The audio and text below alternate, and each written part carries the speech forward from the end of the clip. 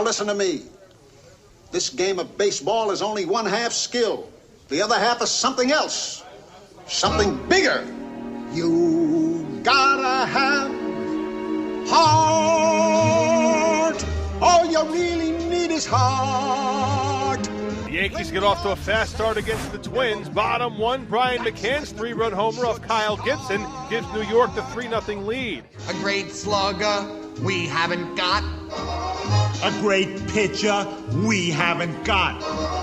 A great ball club we haven't got. What do we got? We've got heart. All you really need is heart. Top two, a scary moment. Eduardo Nunez lines one off the face of Yankees pitcher Brian Mitchell. It's an RBI single, but more importantly, Mitchell's down in pain and bleeding. He has to leave with a small nasal fracture. He was taken to the hospital and then released. Let's jump to the bottom of the third now. It's 4-3 Twins when McCann delivers again. A 2-run single gives the Yanks the lead back at 5-4. Seventh inning now. It's 7-5 Twins, and Carlos Beltran ties the game with a 2-run bomb off Brian Dunsing. We would have extra innings. Bottom 10, the Yankees load the bases for Chase Headley with nobody out. Headley grounds to short off Glenn Perkins. Eduardo Nunez boots the ball. He can only get the out at first. The game-winning run scores, and the Yankees take it 8-7 in 10. I'll make a brand new start of it in old New York. Oh, Twins fans, when? If I can. When will they make it there? Let's hope it's a brand new start. Hey, it's Twins Tuesday. Beautiful Minnesota summer. However, we know Minnesota in the summer. You got to have one of those 60-degree rainy days. Oh, yeah. But we don't get rainouts here in the Twins Tuesday. No, we just move it to the party inside, and we are inside at Floyd's. I am Rusty Gatenby. We'll go around the horn. All the way out there in the outfield this afternoon is Patrick. Hey, how you guys doing? Patrick Donnelly, longtime freelancer with the Associated Press, MLB.com, etc. Glad to be joining you again on Twins Tuesday, your home for the Minnesota Twins and show tunes. And next to you, an actual player. Yes. Cole.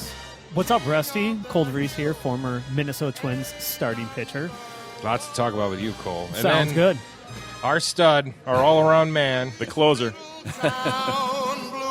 It's doing my best Glenn Perkins impression today. Yeah. Giving up the long ball. And no, Colin Magnuson here, at Bartender Colin on Twitter, just the local yokel, bringing you everything that Floyd's related. And I'm excited today. We kidnapped Cole DeVries from his Thursday breakdown show, and I'm excited to have him. I always enjoy talking to Cole. I think we're going to have a great show today. He's got lots of insight for us. Obviously, the Yankees don't bother, Cole. You've thrown 4 innings where they couldn't even hit the ball. Wow. Yes, that was spring training, so it's a little bit different. Some of the big boys were there. You just but say not yes. all. You just go, that's right. You know, they were the Yankees.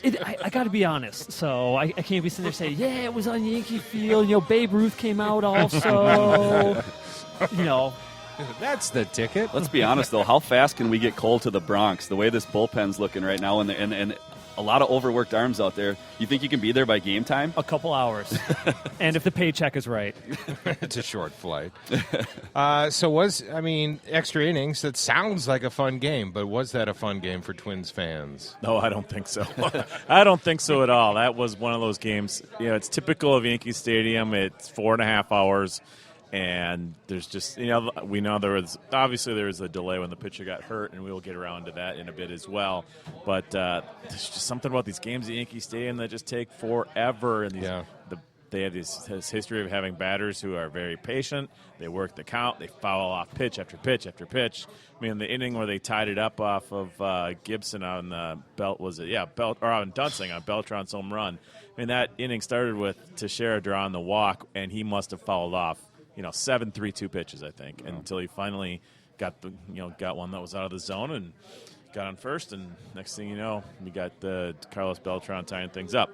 It's that was not a fun game. No, anytime you have a lead, especially in the middle to later innings at Yankee Stadium, you want to be able to hang on to that.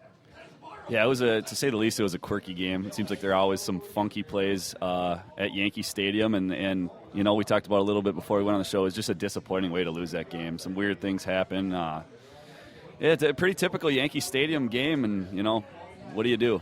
Is that was that always a fear, Cole, as a pitcher, when you're throwing you're concentrating on getting that ball over the plate, but there's got to be a little voice that I could get beamed real quick.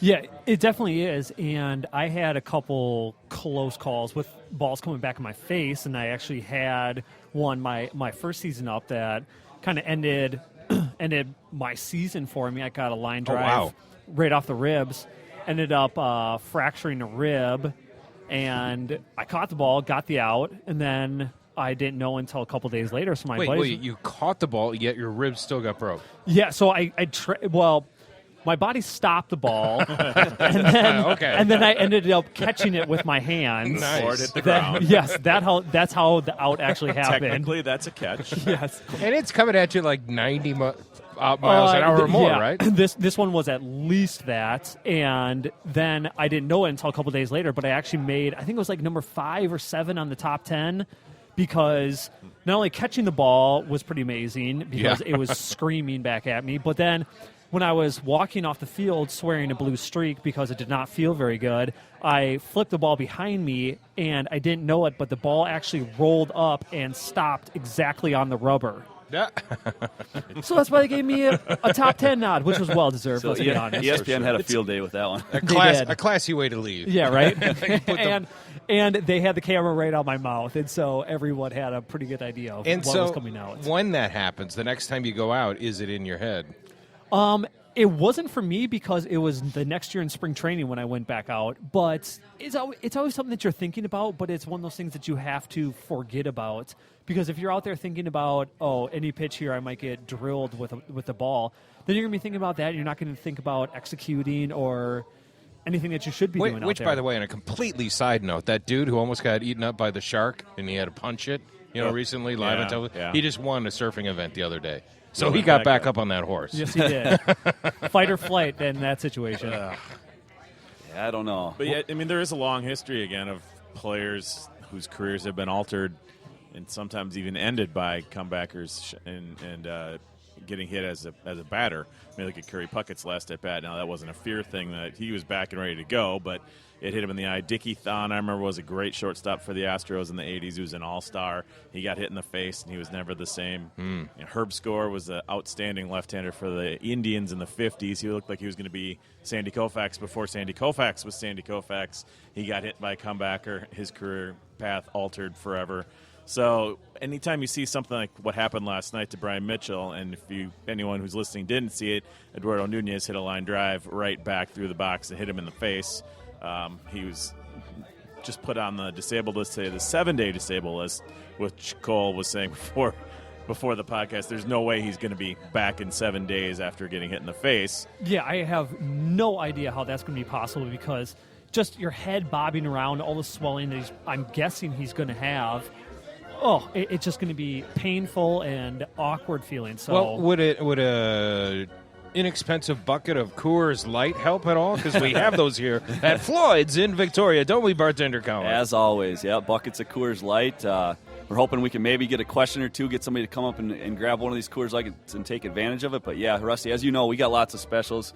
Before we move too far down the baseline, what are the specials going on today? Well, we're still doing, even though it's raining out and we can't do it on the patio, we're still doing our grilled wings. We're just going to grill them back in the kitchen today. The sauce of the week continues to keep getting milder. I don't know what Justin's got going, but he's doing honey barbecue this week. I don't know if he had too many complaints when he was doing the habanero and ghost pepper sauces, but it's going to be honey barbecue. You can get a dozen wings off the grill for $9. We also have some weekly specials. Anybody who comes out for the rest of the week, you can get a buffalo chicken tacos with chips and salsa for $9. I've never had these. Somebody's got to come out and let me know how they are. Otherwise, I'm going to have to chime in when I work tomorrow. Otherwise, we've also got a Juicy Lucinda, which is kind of Floyd's twist on the Juicy Lucy. It's got jalapenos and American cheese on the inside, so it's got a little bit of bite to it. So swing on out. That one's $9.50. And I like, truly, we're in Minnesota. We don't let crappy weather stop the cookout. He will be grilling. He's grilling. He's just going to move it into this odd place to cook food called the kitchen instead of the patio. Oh, okay. Oh, yep. Oh. I thought he was going to man up and go out there in the patio on the drizzle. The wings would be very moist today. As a father, I've had that assignment many times in a Minnesota barbecue. Oh, for sure. It's like rain or shine, Dad's out there in the rain. Cut a few holes in a garbage bag and tough it out. Well, I'm wearing pants. I'm not just wearing more than the garbage bag. Before the show, we were listening to, before the game yesterday, we heard a little Frank Sinatra on our open there, and that was Damn Yankees. Patrick, you nailed it. You're a show tunes guy, huh? A little bit. Basically anything I do. Any musicals about baseball, I know them. Okay. So that's one. Frank Sinatra Jr. sang the national anthem yesterday. I guess I didn't realize that Frank Sinatra Jr. was still singing. Yeah. How old is he? Well, his dad died at 80, and that was like 20 years ago, right? Yeah. So he's got to be. Sounds good. Sounds a lot like his dad. Yeah, it sounds really similar. Wow. What so proudly we hailed. He's got to be 60-ish. At the twilight's last Oh, no, I think he's probably in his 70s. We have whose this thing called broad the internet. stripes and Right here. bright I'll look it up. stars. Definitely inherited the vocal cords. Did you hear earlier this year there was a guy, this big, beefy kind of John Candy guy, who sang the national anthem at their Cubs game, and it just this guy, his body and face does not match the voice. He's a Frank Sinatra sound-alike as well.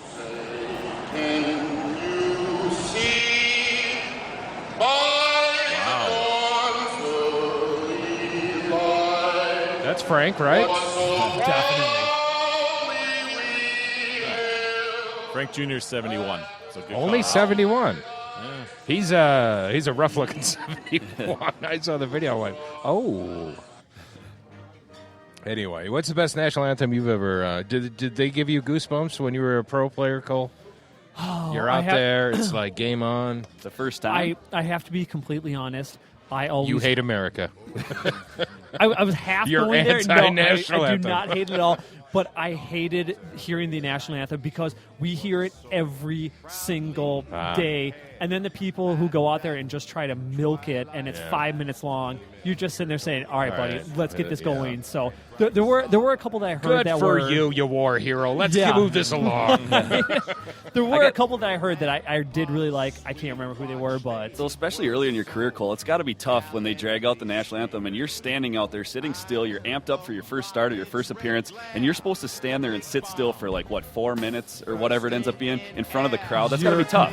That's kind of the other reason why it was tough and I didn't like it, is because once I walked out on the mound, I wanted to get it going, and I wanted to start, but then you have to walk out there, stand out there for a couple minutes. You start cooling down depending on the temperature. You can't be pacing around on the mound or working those nerves loose. You got to sit there and sit still out of respect. That's tough. Exactly. Yes. It's not easy. This is Joe Piscopo doing Frank. And the home, It is? Really? Impressive. home of the brave. Doing his little Frank Sinatra And national then anthem. break into Ebony and Ivory with Eddie Murphy as... All right, so out there in the Big Apple, when will they sing the national anthem tonight, right? They're going at it tonight. They're not having a rain out. I don't think so, no. It'll probably be 10, 15 minutes. What? We're going right back at it again tonight. A couple of veterans, Santana versus Sabathia. It's going to be Pelfrey versus Sabathia. Oh, Pelfrey, tonight. yeah. Santana then tomorrow. Yep. So still a couple of veterans. And it's an interesting start because you've got Sabathia coming off his one-game rest that they decided to give him, push his start back a day. The press reporting that they believe it's because of the fight that happened on the streets, on the side of the street in Toronto. And then you've got Pelfrey going. what? Yeah, he got into a little bar scrap. I missed that. I was on vacation. So was he, apparently. Well, the video it's pretty minor, basically a verbal altercation that got broken up immediately. But very shortly after that video surfaced, the Yankees announced that they're going to push CC Sabathia's start back one day, start Brian Mitchell yesterday, which we saw how that turned out. So it's going to be an interesting start. You've also got the Twins, whose bullpen right now is pretty overworked. You've only got 3 guys, I think Octor, Graham, and May, who are on typical rest. Everybody else is throwing a lot of innings. Yeah. And you're basically asking Pelfrey, who's one of your less consistent starters, to go out there and go deep into a game.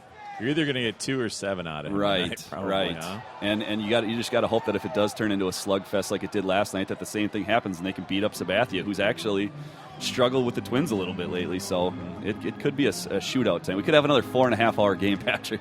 Ugh, God. I don't think that would be good for anybody, except for the Yankees, because as we were saying, this team is built for this ballpark, and they traditionally have been. They stack their lineup with power. so they can take advantage of the short porches and basically all the way around the outfield. And it seems like there's one in right and left, and the ball carries well to center and right center and maybe left center too. So they got porches everywhere. Then they've got the strong bullpen. So all they need to do is kind of hang with you and be with you until about the 6th, 7th inning, and then they have confidence that they're going to just outslug you and have their bullpen shut you down the rest of the way. Yeah, I don't know if there's another team in Major League Baseball that seems to be less reliant on their starting pitching. It just does not seem to factor in the outcome of their games exactly how their starting pitching does, because they just stay with teams with their bats, and then you got Andrew Miller and Betances out there who are two of the better relievers in baseball, right and left-handed. They're good at shutting teams down late in games. Yeah, and on the other hand, the Twins bullpen is overworked and hasn't been doing all that great lately. Perkins came in last night again in a non-save situation, but gave up a quick double and then a long fly ball that Rosario should have caught, but still it was a rocket. It was a long fly ball, and then the walk, and then the Nunez weird play ended up costing him the game, but Perkins definitely got into trouble, and he didn't look sharp again. He doesn't seem to have much bite on the slider right now, and the location is off. Now, Cole, you've known Glenn for quite a while. Yep. What are you seeing or that he's going through right now? Oh, I think it's a little bit of two different things. One, this is carried on long enough where I wonder if he's having a little bit of confidence issues out there, because if it's just one or two outings, that's a fluke, and that happens multiple times during everyone's season. But when it starts carrying on for, what's it, a month and a half now, that he's kind of been Since a little the bit All-Star break, yeah, it's a good month. Yeah, that he's kind of been up and down. It really starts affecting your psyche out there, and you kind of wonder sometimes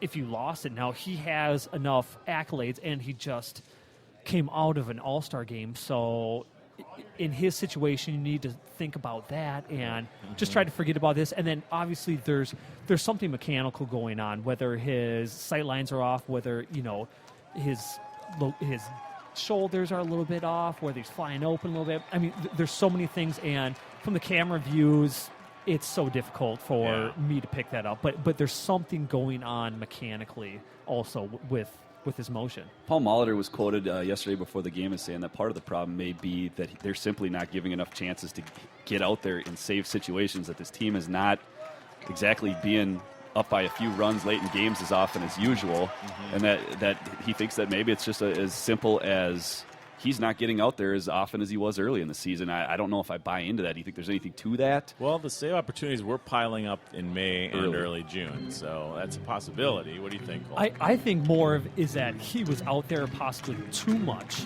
in the beginning of the season, because he racked up a ton of saves really quickly, and I always get worried because I've been in the bullpen. When guys get run out there quite a bit early, it can be tough to keep up those hot streaks for the duration of the season. Yeah, definitely. Looks like we have a someone's lurking behind you, Patrick, looking lovingly at our Coors bucket. I'm a weekly guy. You're a fan of the show, are you? All right. So Yeah. What do you got now? Vargas. What's your name again, sir? I'm Polky or Paul Johnson. Paul Johnson. What was that first? So Vargas is tearing it up in the minors. You're a Vargas fan. Yes, he is. Yes, he is. To say the least. How long can the Twins let Mauer play first base before they bring up the kid? Until his contract runs out. Because they're paying him way too much money to put him anywhere else. Because you're not going to put him at catcher because he can't. His body can't take that right now. DH, Sano, I mean, there's no way you're making that switch. So Kenny's kind of in a tough position. But Suzuki's struggling, hitting, throwing out runners. Put him back there. Yeah. That's what he's here to I don't think he would go back there. I'm hearing that a lot. You see Twitter, and the truth of the matter is, that's my question. Sure, I think you get yourself a nice fresh Coors Light there. I think he does speak for the populace a lot in the Twins territory, and that a lot of people are just sick of seeing Joe's production continue to slide and continue to hold down a premier spot playing first base. And Still the truth a of the high matter batting is, order. the truth of the matter is, they're just not going to move him back to catcher, in my opinion, because he doesn't want it, and they're just not going to force him into doing so. I'm not saying that that it wouldn't be the right move, but he doesn't seem to want it. And the other thing is, everybody just wants to bench him, start playing the best man. The truth of the matter is, you've got owners to answer to, and they're paying this guy $23 million. I've heard that the idea be batted around, send him to the minors and let him toil down there. It's just as much. And I'm not saying it because there's any credibility to it. It's because there are people out there that really want this. And the truth of the matter is, you got to remember, it's easy for us to spend the Pohlads money the way we want to. The truth is, they want him out there playing first base, and the manager's kind of hamstrung by that fact. And the other thing that you. Yeah. You're playing first base. You need to hit for power. You're right. You're right. The positions where you need to hit for power. The Twins are handcuffed at the moment. Yeah. No, it is a problem. It's just there is not a simple solution when he's getting paid that much money. The owner, the management, and ownership is not going to be okay with. That's why I'm on this him. show. They can't get rid of me. They're paying me way too much. They would sincerely Patrick, like to move Colin into this position, but I'm overpaid, and I'm not leaving this. And season. I'm underqualified. We're in the same situation on this show. Right. Thank you for that. Patrick, it's the truth of the matter is, as much as we might kind of shake our head at the idea, there's a lot of people that feel that way. Oh, yeah. I mean, it's been, unfortunately, with social media, you find out these things a lot quicker than you used to. And, yeah, there's a lot of Mauer angst. I myself have some angst about the fact that he continues to bat third in the lineup. I think the first step you're going to see is him start dropping in the order. You're not going to see him get pulled yet. You're going to see him probably slide down a little bit in the order or up. They might put him at 2 if they think he's a good 2 spot, if he's still going to draw walks. Did you think that would happen at this point already? Yeah, I kind of thought so. Yeah. But, I don't know. Molitor seems to be pretty traditional in a lot of ways, too, though. Will that be a big deal when that happens? Are there still Mauer fans that will go, oh, you can't do that to our Joe Mauer? Not as many as I think the team thinks, the organization, the front office. I think their view of what Mauer is to the franchise is skewed by the history. Yeah. And the fans' view of what he means to the franchise isn't quite what it once was. I mean, he was great. He was outstanding he had a good 10-year run. But since and Kemp's ice cream too. But since 2012, things have really, really slid. He's no longer the baby Jesus, as Dan Cole, the common man, would say. Paul's back.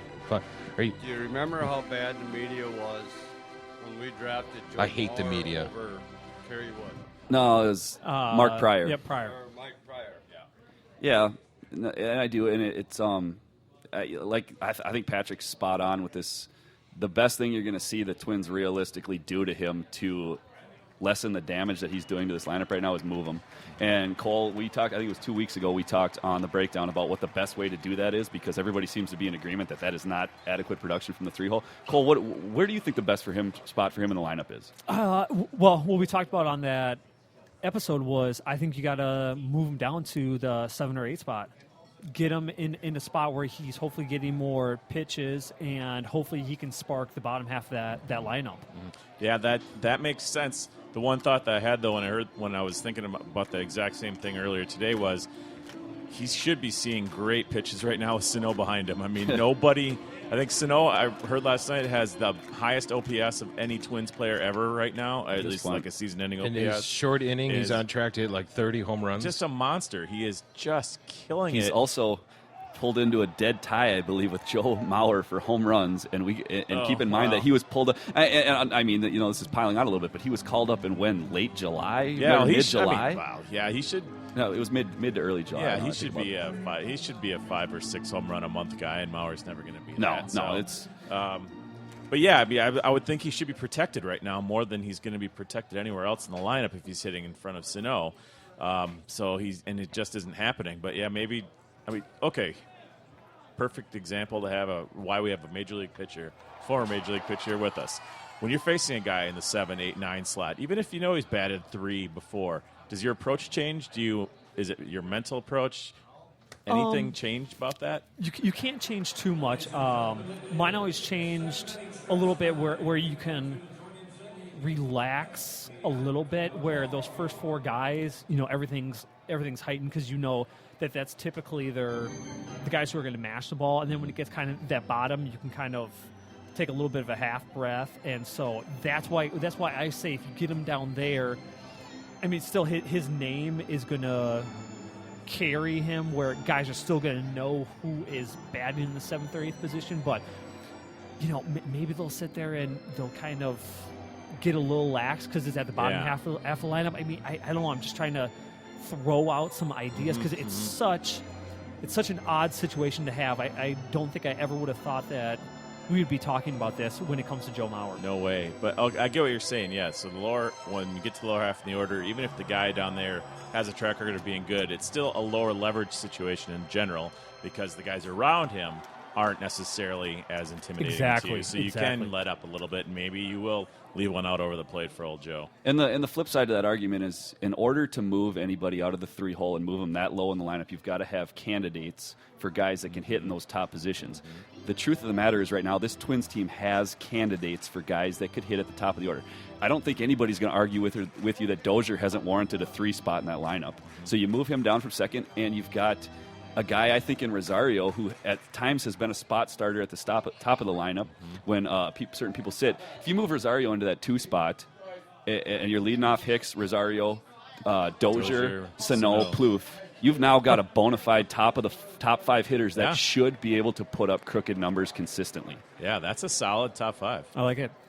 Especially the way Hicks has been playing since the All-Star game. Hicks has been – I was just looking at the lineup for tonight and how people have hit. Hicks is absolutely – on a tear against Sabathia. He's hitting .429. He's only got 7 at-bats, but he's also got 2 home runs off Sabathia in those 7 at-bats. So, tonight would have been a really nice night to see that potential lineup, top of the lineup, because you got a chance to go up and light Sabathia up tonight. Yeah, and Hicks's natural side is the right hand, batting right-handed, so he's always going to have a little bit more of a charge from the right side of the plate. Although I love what I'm seeing from him left-handed this year. Boy, his left-handed swing is night and day. Cole, was there a player that you felt had your number somehow? That do you want the list? That for no apparent reason, you just couldn't, for the life of you, the 2 guys get ahead of this guy. Yeah, the 2 guys, Miguel Cabrera. It still baffles me as to how to get him out. You're in good company. I was going to say, I think there's a few Cy Young winners that are saying the same thing. I don't feel too bad about that one. And then the other one, kind of in the same boat, my first year up, Paul Konerko. I mean, I can't tell you how I broke his bat a couple times, base hit. I threw balls out of the zone, base hit. I threw a couple pitches that I thought were decent, home run. Ooh. And so, he's another one that first year up dominated me. Second year up, I got him. So I feel good about that. But first year up, he just owned me. There was a 6, 7, 8 year stretch there where Paul Konerko was as imposing a right-handed bat as there was. I mean, you said, he didn't take strikeouts at the rate that most power hitters do. He commanded the zone, but he could hit balls out of the zone too. Yeah. All right. We're here at Floyd's. We're inside because of the rain. We do have. We'd like to buy someone's dinner, or at least a gift card. You got to come up here and ask a question. Or I know I got a trivia for you. What's the amount on this? 20? $20. We got $20 gift certificate. No, Paul, you already got yours. You can ask a trivia question, but we're holding out for anyone. A new. We're headed toward a. Patrick will be up here to ask a question. We got another Patrick. We're headed to a break here. If someone wants to come up, we got a $20 gift certificate. We will buy you $20 of your meal tonight. Okay, fine. Guess we're eating for free, guys. Nice. Yep. We got a couple. We'll let people get up the courage. It will involve. Okay, I'll even let you think about it as we go to break. If you this song, it's appropriate because of the weather. Raindrops are falling on my head. We've all heard this song, right? There's a trivia with this song that involves today. So, if you think if this rings a bell to you, come up and ask a trivia. We're going to take a quick break here on the Twins Tuesday, where we're inside. No delay because of rain. We're swinging away. Bases are loaded. We'll be right back.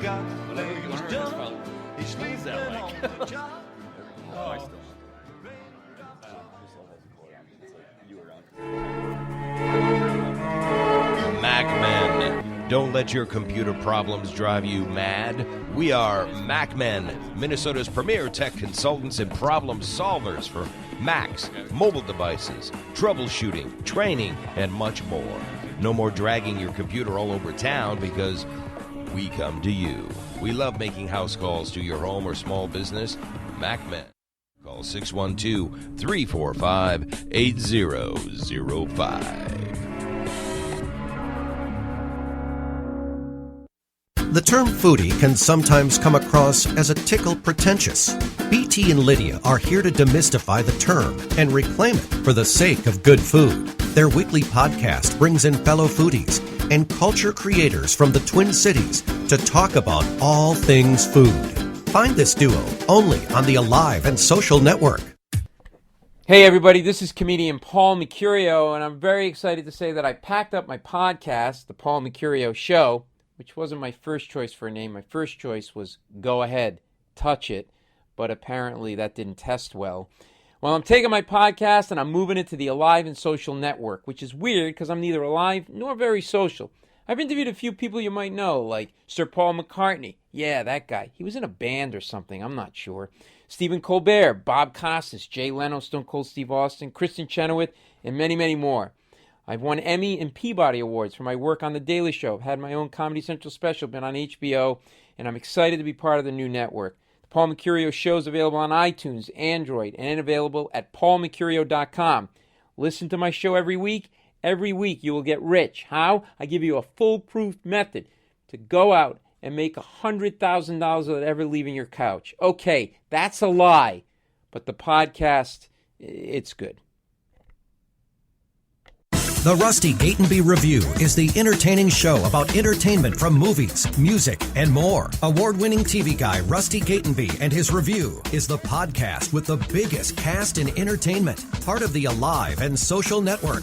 You can get that Minnesota connection to Hollywood and beyond any time of the day or night simply by clicking on the RustyGatenbyReview.com. That's the RustyGatenbyReview.com, part of the Alive and Social Network.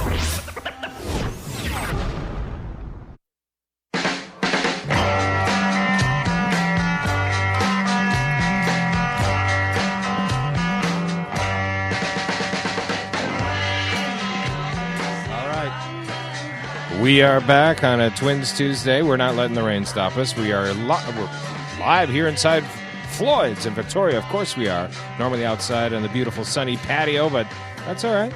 We're having a nice time inside. Cole, have you ever had to throw in the drizzle during a game where you thought, this should be called because of rain? Yeah, I actually did pause the game myself because I told the ump this is enough and I can't do it. And it was in Texas. And when I went out, it was a fairly hefty sprinkle. And then once the inning started going, I got 2 strikes on the batter. Who was it? It was Ian Kinsler. And got 2 strikes on him. Was like, all right, let's punch this baby out. Wrong. Couldn't grip the ball. So once I got to the 3-2 count, I finally told the ump, we need to pause this because this is just not going to work. And he respected that? Yeah. Well, he told me when I walked out, he said, hey, man, it gets to be too much out there. You're losing grip. Just let me know, and we'll put it on hold. Oh, that's cool. Yeah. All right, so we do have a question. Get up to the mic. This involves multiple sports. Tell us your name, sir. My name is Patrick as well. The question I have for you is we're looking at different sports. So we have baseball versus football versus hockey versus basketball. And a good example is basketball in a strike year. They didn't start till right around Christmas, and we had that in shortened season. Is there an advantage to having a shortened season to get a heightened acknowledgement or a heightened perspective from the consumer, which is the people that are coming to the games? Are we getting a better season by a shorter season? Has baseball extended itself out so long that nobody cares about baseball until we get to October? Because realistically, in the opening days, who cares? You know, it doesn't matter if the Twins lose the first 20 games as long as they can pick it up on the last half of the season. And you, by the way, are you a football player? Look at this guy. He was. I may have seen a football once or twice. Yeah? I may have seen a football Where once did you or twice. play? I played for a little private college called Gustavus, and then I went on to play for the country of Australia for a few years. Down under? How does that? How do they play? Did they play American? Yeah, except you don't get paid anything. It's much like American football, except their idea of paying you is that we'll give you shoulder pads, and you got to be off the field by 5 o'clock. Well, the weather's nice. All right, for that question and generating the conversation, we're going to give you a $20 gift certificate to Floyd's here in Victoria. All right, so what do we think? Is the season too long? Are we boring fans? I mean, the NBA season goes on forever. Well, they all have their, they all have stretches except the NFL where you get feeling kind of bored. The genius of the NFL is that there's only 16 games and every one of them feels massive. Yeah. Because it's once a week, and that when your team has that bye week, it seems like it's forever without a game. And everybody So, in the NFL, everybody gets to plan their week around that one game. Everybody gets to plot out their whole Sunday. Whereas it's an interesting time of year for him to ask that question, simply because we are starting to get to that time where the Vikings are in training camp. They're playing preseason games, Wild, and I suppose about a month and a half. They'll be kicking up their training camp. It is that time of year where people maybe start to get distracted, like a little bit, like you said, until playoffs roll around. Then baseball becomes king to some extent again. Mm-hmm. It's an interesting topic, just because I have heard the idea batted around of shortening it up 8 games to a 154 game season. I know they've talked about it on some of the sports radio channels I've heard. Simply because then the players would find a whole entire extra week plus of rest in between games somewhere spread out the season. But I don't think that's ever going to happen, is it? Losing 8 games for a Major League Baseball team, you're going to be losing millions upon millions of dollars in revenue. Yeah, Cole, what do you think the hurdles would be for that player? The 8 games, I just don't think that's really going to matter, because it's not that much. In order to make it a difference for the players and the fans, I think you got to drop it 20 games, and almost turn into a minor league season where you're at 142 games. I think you're then going to see a big difference with. I think the level of play is going to increase because the season is so long and it beats you down so much. But then again, because you're losing those 20 gates, ticket prices are going to have to go up, food prices are going to have to go up, and so it's going to be harder for your fan base. And players' salaries, by default, are going to go down. And that's one of the reasons why baseball still has the highest salaries out of any professional sport, because there's so many games, there's so much revenue for the owners that they can actually pay it out.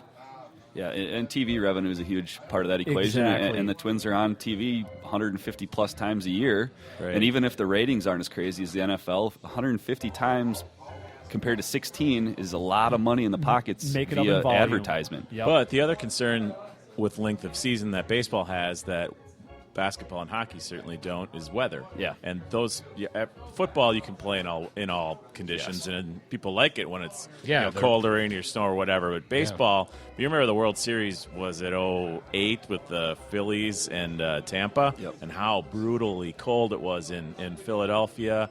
And it's getting pushed back to the point where they're going to call it the November Classic pretty soon, and you have to wonder about what baseball is going to do to address that if they ever are. Now, in the old days, in the 40s and the 50s, the season started mid-April and it ended like September 25th, but they may still play 154 or 162 games starting in the 60s, but they made that up for that with a lot of doubleheaders. Yeah. They would play 2 doubleheaders a month, like almost every other Sunday would be a doubleheader day, which the fans love. I'm guessing the players probably wouldn't be down with that. Oh, there is nothing worse than a day-night doubleheader because you are at the field at 9, 10 o'clock in the morning, and you don't go home until 10, 11 o'clock at night. So it is unbelievably exhausting, even if you're not playing, just because you're there for so long. But does it have to be a day-night doubleheader? I know the owners want 2 gates. Exactly. But again, if you went through and mandated that every team plays the same number of actual doubleheaders, like 1 at home, 1 away each year, let's start with that. So each team loses 1 gate, but the fans, I just think that would be a great thing to throw to the fans, and then the players. It's not the 10 a.m. to 10 p.m. thing. You get it done you're probably out of there at 6 or 7 and got 2 games under your belt. Yeah. You're right. I don't think that would be as bad if you could. That's what they do in the minor leagues. When you have a doubleheader, you have 2 7s, right? Yes, 2 7s, and then they back them up a half hour in between, just enough time for the pitchers to get ready, and that's that I don't mind that because you're killing two birds with one stone, and you're there a little bit longer than you usually are. So it's not as bad. Yeah, I'm old enough to remember that when the 70s, when they still had those, they used to call them twilight doubleheaders, where they'd start. The first game would start at like 5:05 p.m. and then the second game was usually get going by about 8 o'clock. And God, we loved it. It was great because you get to pay one price and you get to see two games. And you had to leave early. You could leave early. You still saw 14, 16 innings of baseball, and then the players get a day off that they wouldn't have had otherwise. So, I mean, I think there's a benefit to the players to I'm that. all for that. I was surprised to learn that there was a period where there was actually 2 All-Star games during the season. Yeah. That just seems freaky. Yeah, for about 5 years. I think it was 59 to 64, maybe. That's wild. 63, yeah. They ran 2 All-Star games. The second game was a fundraiser for a Major League Baseball charity. So something that or it might even have been like to go into the pension for retired players to raise money for that. So yeah, they had 2 All-Star games, and I think they were on like consecutive Tuesdays. So you take that break. The All-Star break wasn't what it is now. You know, there was no All-Star Futures game. There was no Home Run Derby. It was right. You'd show up probably the night before. You'd get out the next day, play, warm up and play your game. And it was a day game back then too.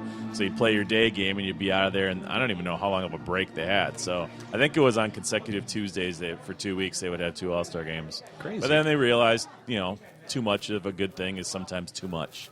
They actually pulled back. One of the rare cases of restraint shown in professional sports. Well, they blew it up in other ways, though. They made it a spectacle. Eventually, it took a while. I mean, the first Home Run Derby wasn't until '85 here at the Dome, when the Twins or Minnesota hosted the All-Star game, and I think Tom Bernansky won it with 4 home runs. I mean, they just had like 6 guys kind of go up there, and they kind of kept track of how many home runs they hit. They got 1 round. It wasn't even televised, but Bruno got his trophy. Or I don't know what he got for it. Even I'll have to ask him. Yeah, see what it is. But yeah, I mean the Home Run Derby and the whole All-Star Game extravaganza didn't really start blowing up until the '90s, I think. I like it. Yeah, I like now that it's blown up. Yeah, it's a fun weekend. Last summer it was a blast. I mean, to host that event was probably one of the greatest things that this franchise has had going for it in the last 5 years. It's great for the home city. I mean, it's a full weekend extravaganza, and like we talked about it on one of our other shows. You got star power, you got bands, you've got people coming out of the woodwork. You've got the softball game where you line up all sorts of different celebrities and football players and hockey players and Kate Upton. You almost don't realize how big it is until it comes to your town. You go, man, that was like a whole weekend of downtown just being a zoo. Right. Well, yeah, because they open up on I think like Thursday or Friday. The convention center has the baseball experience that fans can go through, and then Sunday already is the Futures game. And then Monday is the Home Run Derby and the workout, and then Tuesday game. Yeah, there's a lot going on. Yeah, on a completely sidebar note, you know what else blew up in an incredible way? And now that we're mentioned football, but the NFL Draft Day was a non-event for the longest time. And now NFL Draft Day is a huge televised. There's a lead up. There's a countdown clock leading up to the 3 days long now. Yeah, they have 1 round on Thursday night and 2 I think rounds it's on brilliant. Friday. Yeah, but there was the longest time where that was a non-event. And it looks like it's permanently moved to the city of Chicago now, which it's become kind of an outdoor event, whereas it always kind of seemed like a hoity-toity. You got to have special tickets to get into Radio City Music Hall, and it was only the elite of the elite that were allowed in there. Now they're having it at what is it? I'm drawing a blank on the name of the little park that's right on Lake Michigan. Not off Navy Pier. No. It's just Millennium Park? It might be Millennium. I want to say it's something Irish sounding, but they MacArthur? basically MacArthur. I want to say it's something like that. I've parked there when I've gone to White Sox games and stuff. But they've made it into kind of a really interactive thing with the fans, and it's going to continue to grow. Well, the NFL, I mean, if there's something they can market, they will do. To the point where this week, I think I finally heard a story where I think they've crossed the line, and I don't know this one's going to work. They want to move Super Bowl Media Day to prime time and broadcast it live so that people can watch it at home. And sell ads for it. I think it's disgusting, and I will watch. It'll be on the NFL Network. And, how dare they? And I will watch. I've been through one of those. It's not anything worth televising, trust me. But whatever, if they want to do it, people will watch it probably. I wanted to ask kind of a odd question. Cole, do you have reoccurring dreams that involve Major League Baseball? Do you have like an anxiety dream that happens over and over again, or what is it? No, but periodically I will have a dream that is baseball related. I think the last one was a couple months ago, and I can't even tell you what happened, but they're always completely off the wall and make no sense.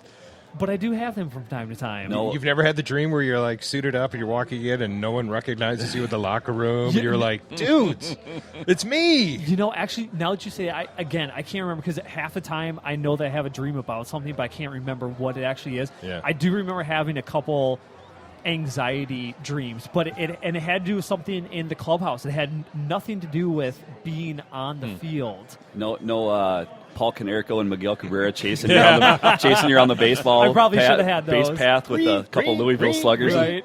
Well, it's interesting you say that because there was, I think it was Mickey Mantle that said he always had a nightmare about showing up to the park on game day and they wouldn't let him in and nobody knew who he was and he could hear the sounds and he could hear the game going on, but nobody. I think that was one of his big fears, is that he would fade off into oblivion and be nobody once his baseball career was over, and that was a dream that he talked about.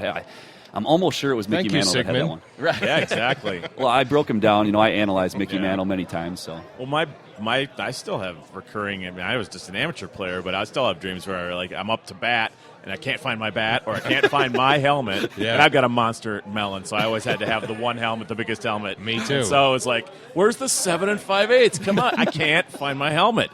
And I'll have those dreams once a month. And those always maybe. had the double earmuffs. Yeah, double flaps. Just couldn't afford. That's the two one of I them. wore. Keep it from falling off. Yeah, exactly.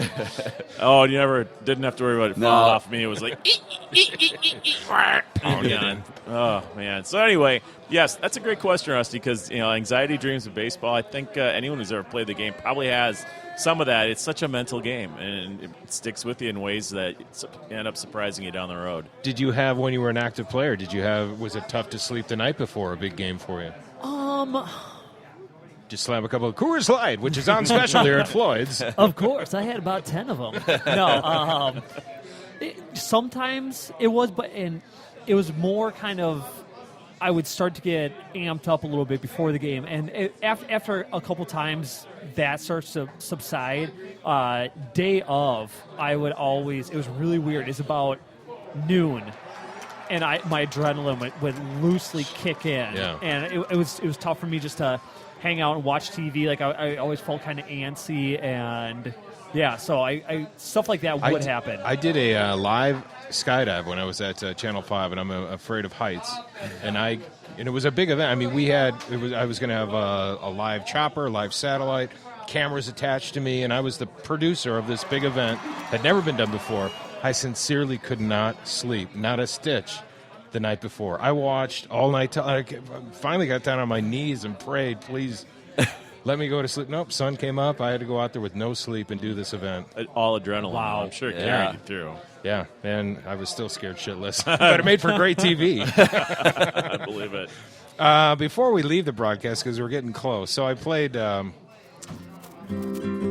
this song. You know who the artist is? It's old school. It's from Butch Cassidy and Sundance There you Kid, go. but There you I go. can't remember So Don. that's what I was going for. Is Don Butch Cassidy? something. It's Who- B.J. Thomas. B.J. Thomas. There you go. It is Robert Redford starred in that one with Paul Newman. Paul Newman, Great Robert movie. Redford, yeah. It's a happy birthday to Robert Redford, who was he's 79, and he was in one of the greatest sports themes for a movie. The Natural. Right? I know it. That gives me goosebumps every time I hear this song. That was a good movie. Really good movie. So Robert Redford is 79. What did you like about that movie? He was a pitcher who could hit. Well, it always gave me goosebumps watching Bump Bailey run through the outfield wall and die. Yeah. I just did not realize that baseball was such a dangerous game playing right field. The part I remember is when he's at the end of his career. He's up to bat for his last at bat. Yeah. And he's bleeding from the side. I don't remember what from at all. But then he hits. That's right. And then he hits the home run that goes 2 miles and hits the lights in the outfield. It's so Hollywood, but it's like it's Yeah. what you wanted when you were watching. You're like, oh, make it happen. With Wonder Boy. Wonder Boy. The wound, of course, from the star-crossed lover that got angry. Was it Jessica Lange or was Glenn it Close? Kim Basinger? No, I know it was Glenn Close that Glenn ended up being Close. his eventual lover. Oh yeah, it but was he had Kim Basinger. He had an earlier one that shot him. So you want the ultimate buzzkill about that movie? Yeah. In the book, he took the money from the gamblers and he struck out. The book ended 180 degrees opposite of the movie. Oh, good. I'm glad they went Hollywood on it. Right. I mean, it wouldn't have been a great ending for Hollywood. He not only hit sure. he not only hit the home run, he hit the lights and they're exploding in slow motion and the. I just wonder. Bernard Malamud was the author of that book, and I just wonder what he thought. When he saw it at the end. Yeah. I'm sure he agreed to He it cashed his beforehand, but paycheck. Yeah. He didn't care at all. No shot. He thought I have my own private island that I just bought from. Here's just 20 seconds from The Natural. Hold on. Well, you don't start playing ball at your age. You retire. Did you ever play organized ball in your life? I just got back in the game. What does that mean? I used to play in high school. Excuse me? I used to play in high school. Reddy used to play in high school. Wilfred Brimley? Yeah. Scotty Carson signs him up. The judge okays the deal. Ain't talked to me yet. I got that in my deal for as long as I live. They gotta talk to me. A high school kid. Well, how would that have worked if you had shown up in Gardy's office, sight unseen, and said, "Well, I used to play in high school." And you're 38 years old. He probably would have looked around if he knew what was going on, and it was like, "Is Ashton Kutcher going to pop out where here are the cameras? and punk me? What's going on here?" He would have said that you'll battle your tail off and you'll get after it, and, Right. and you'd be all right. Well, that's probably similar to some of the guys that they see at the open tryout that come in. Sure. And Oh, yeah. Yeah, last time I played was when I was in 8th grade. Now I'm 43 years old, and I'm going to try and get it going. Cole, all you need to do now is just drive around looking for a tree that's been struck by lightning. You're going to make it back, man. As a hitter, though, this time you're going to be. How's the swing? Well, maybe I can rub that wood on my arm and get supernatural powers. That would be nice. Or I've heard that they call that testosterone booster. Oh, that's right. So either one. We'll get you in touch with Irvin Santana. Oh, here we go. When you flash back, Cole, what's your best moment? I would say probably 2 of them. My first win at against the Royals, and then also one of my other favorite ones was pitching in Fenway Park with my whole family there, and had a great start against Buckholes, and we ended up winning that game in the top of the 9th inning. Nice. That's fun. Well, I think we're wrapping this thing up here. Looks like the Twins are about to start, right? Just getting started, Yep. Cole, it's nice meeting you. Yeah, nice meeting you too, Rusty. And then it's the breakdown. The breakdown, yes. Me, Brandon Warren, bartender Colin. Nice. All right, and that's, just look for it, but typically it's a Thursday taping? Okay. Schedule's a little different this week because just a little plug for the show. We're going to have a pretty big name guest that's already been recorded. Pretty big. Go ahead and give them the dish, Cole. So I wasn't able to be there, but Brandon had the honors of sitting down with Terry Ryan and doing a show, and he told me that it came out great, so everyone needs to look for that. And then, hopefully we can hook up with TR later on and get another show with me, because obviously Brandon and I will ask some different questions. And so, look for that. It should be a great show. Brandon said everything went great. The breakdown, part of the Alive and Social Network. All right, so what do we need to happen?